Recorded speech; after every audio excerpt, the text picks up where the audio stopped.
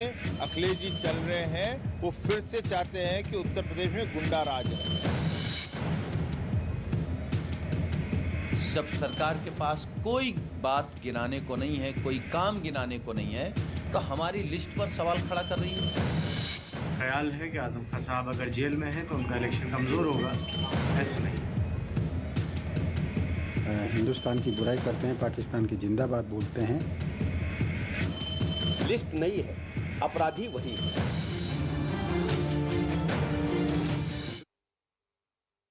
Samajwadi party की list आई और उसके बाद बवाल मच गया। चौतरफा सवालों से घिरी समाजवादी पार्टी ने ऐसा लिस्ट में क्या कर दिया है? ऐसे कौन से नाम है जिसको लेकर सवाल उठ रहे हैं? समाजवादी पार्टी ने उत्तर प्रदेश विधानसभा चुनाव के लिए 159 उम्मीदवारों की लिस्ट जारी कर दी है, जिसमें अखिलेश यादव मैनपुरी की करहल सीट से पहली दफा चुनाव लड़ रहे हैं। वहीं एसपी सांसद आजम खान, जो कि सलाखों के पीछे कैद हैं, उन्हें रामपुर से पार्टी ने टिकट दे दिया है, टिकट थमा दिया है। आजम खान के बेटे अब्दुल्ला की बात करें तो उन्हें रामपुर की स्वार सीट से समाजवादी पार्टी ने उम्मीदवार बनाया है। अब्दुल्ला हाल ही में जमानत पे जेल से बाहर हैं। अब्दुल्ला आजम खान 2017 में विधायक बने थे, लेकिन फर्जी दस्तावेजों के चलते उनकी विधायकी रद्द हो गई थी। साथ ही जेल भी जाना पड़ा। वहीं बीजेपी छोड़कर समाजवादी पार्टी में शामिल होने वाले धर्म सिंह सैनी को नकुड़ से उम्मीदवार बनाया गया है, जबकि नाहिद हसन को पार्टी ने कैराना से उम्मीदवार बना दिया है, जो इस वक्त सलाखों के पीछे हैं। समाजवादी पार्टी ने 159 उम्मीदवारों की लिस्ट में एम और वाई फैक्टर भी उनका नजर आ रहा है। लिस्ट के हिसाब से 31 मुस्लिम उम्मीदवारों को मौका मिला है, तो 20 यादवों को टिकट दिया गया। इस लिस्ट पर बीजेपी ने समाजवादी पार्टी को घेर लिया और आरोप लगाया कि लिस्ट नई है, लेकिन अपराधी वही है। समाजवादी पार्टी गुंडों की पार्टी है, वो सिद्ध भी कोई कर रहा है तो अखिलेश यादव ही कर रहे हैं। जिस प्रकार से टिकट वितरण कर रहे हैं, जिनको बेल नहीं मिल सकती, सुप्रीम कोर्ट रिजेक्ट कर रहा है, आजम खान उनके बेटे हो, उनको भी वो टिकट दे रहे हैं।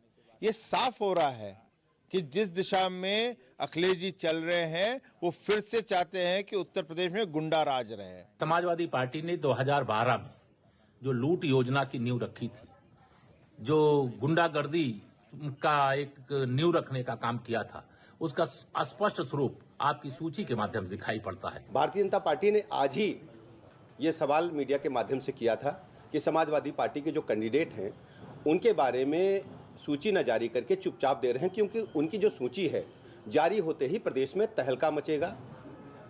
लोग समझेंगे कि ये नई सपा नहीं, वही सपा है।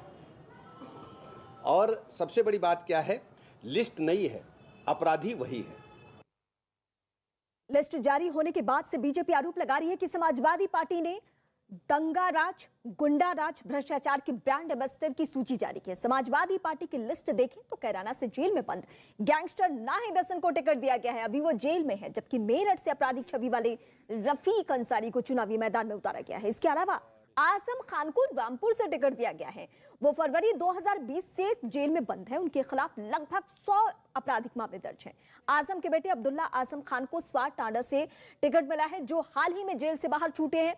कैराना सीट से समाजवादी पार्टी ने नाहिद हसन को मौका दिया है। नाहिद हसन गैंगस्टर एक्ट में जेल में बंद है और सबसे ज्यादा जो सवाल उठ रहे हैं वो नाहिद हसन के नाम पे। उत्तर प्रदेश के डिप्टी सीएम केशव प्रसाद मौर्य ने ट्वीट किया है।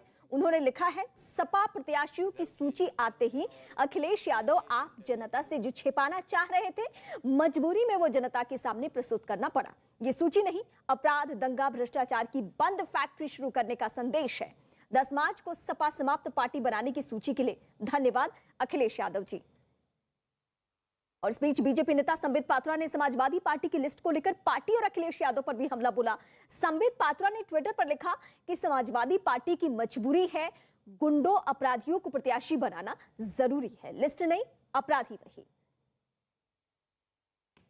और इस वक्त दिल्ली से हमारे सहयोगी अमित पांडे हमारे साथ जुड़ चुके हैं। अमित, चुनावी माहौल में समाजवादी पार्टी की एक लिस्ट आती है और लिस्ट में जिन जिन चेहरों का जिक्र होता है, सबसे ज्यादा सवाल उठता है नाहिद हसन को लेकर। गैंगस्टर एक्ट में सलाखों के पीछे है, लेकिन सपा आखिर क्या दिखाना चाहती है? और बीजेपी जो हमलावर है, चौतरफा हमलावर है, यानी बीजेपी को मालूम है कि यही वो पॉइंट है जहां से हम समाजवादी पार्टी को बैकफुट पे ला सकते हैं।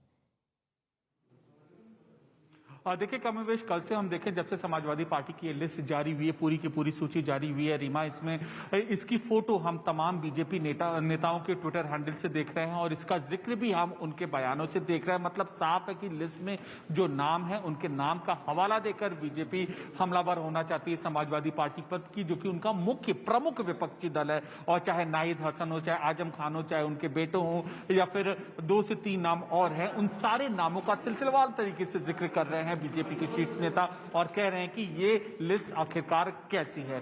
तो कल जब ये लिस्ट जारी होती है, बीजेपी का ये हमलावर जारी होता, हम ये उम्मीद कर सकते हैं आने वाले दिनों में ये लिस्ट बीजेपी जगह जगह अपने चुनाव प्रचार अभियान में इसका जिक्र करेगी और इसके नाम के सहारे जनता से संवाद करेगी। बिल्कुल अमित पांडे, हम देख रहे हैं उत्तर प्रदेश के बड़े चेहरों से लेकर जो दिल्ली के तमाम बीजेपी के बड़े चेहरे हैं वो ट्विटर पर सक्रिय हो चुके हैं। इस बीच समाजवादी पार्टी ने भी पलटवार किया है और दावा किया है कि यूपी में बीजेपी इस बार सरकार नहीं बना पाएगी, इसलिए इस तरह के आरोप लगा रही है। समाजवादी पार्टी ने दावा किया कि 159 उम्मीदवारों की लिस्ट में सभी धर्म और जातियों को बराबर जगह दी गई है। भारतीय जनता पार्टी डरी हुई है और वो जान रही है कि उसका सुपड़ा साफ होने जा रहा है। ये भाजपा जब सरकार में थी तो पिछड़ों का आरक्षण छीना, दलितों का आरक्षण छीना, दलित बेटियों पर अत्याचार करने वालों को राष्ट्रवादी बता रहे थे, सारे विभाग लूट लिए। कोरोना महामारी में जिस सरकार ने बेईमानी कर ली हो, आज जब सरकार के पास कोई बात गिनाने को नहीं है, कोई काम गिनाने को नहीं है, तो हमारी लिस्ट पर सवाल खड़ा कर रही है। अगर ऐसा है तो चुनावी मैदान में उतरा जाएगा। उम्मीद तो यही करिए कि वो चुनाव से पहले आ जाए। और रामपुर शहर की जहां तक बात है, ये वो विधानसभा सीट है जहां नारा लगा था आजम बना वजीर आजम, तभी आजम साहब जीते थे। अगर किसी के दिल में ये ख्याल है कि आजम खान साहब अगर जेल में है तो उनका इलेक्शन कमजोर होगा, ऐसा नहीं। और अमित पांडे इस वक्त मेरे साथ दिल्ली से जुड़ चुके हैं। अमित, ये चुनावी सच्चाई है और उत्तर प्रदेश की सियासत पे जो भी समझ रखते हैं या जिनको भी दिलचस्पी है उनको बखूबी मालूम है कि समाजवादी पार्टी अगर यहां तक आगे बढ़ी इस सफर में तो सबसे ज्यादा काम किया MY फैक्टर।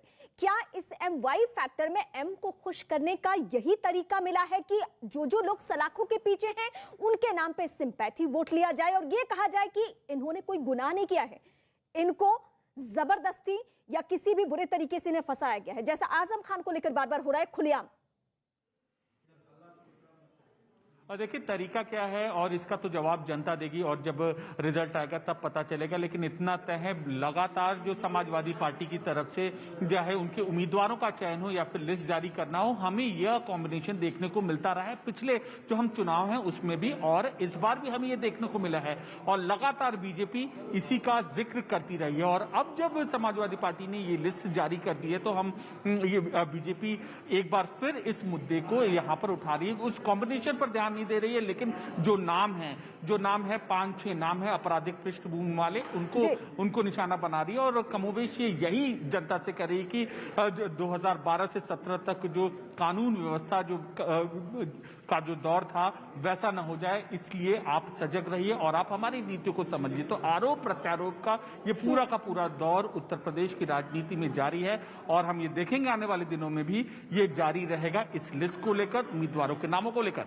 चलिए मैं एक बार फिर आपके पास लौटती हूं, लेकिन इस बीच दर्शकों को हम खबर भी अपडेट कर दें। एनडीए के पहले मुस्लिम उम्मीदवार हैदर अली के खिलाफ समाजवादी पार्टी ने आजम खान के बेटे अब्दुल्ला आजम को मैदान में उतारने का ऐलान कर दिया है। हैदर अली को एनडीए की सहयोगी अपना दल ने स्वार सीट से उम्मीदवार बनाया है और इसी सीट से आजम खान के बेटे ने अपना पहला विधानसभा चुनाव जीता था। एक बार फिर इसी सीट से समाजवादी पार्टी के टिकट पर वो अपनी किस्मत आजमाने वाले हैं। तो हैदर अली खान बनाम अब्दुल्ला आजम की लड़ाई से रामपुर की सियासी गलियारे में हलचल तेज हो चुकी है। इसी के साथ दोनों के बीच जुबानी जंग भी शुरू हो चुकी है। देखिए हैदर अली खान वर्सेस अब्दुल्ला आजम।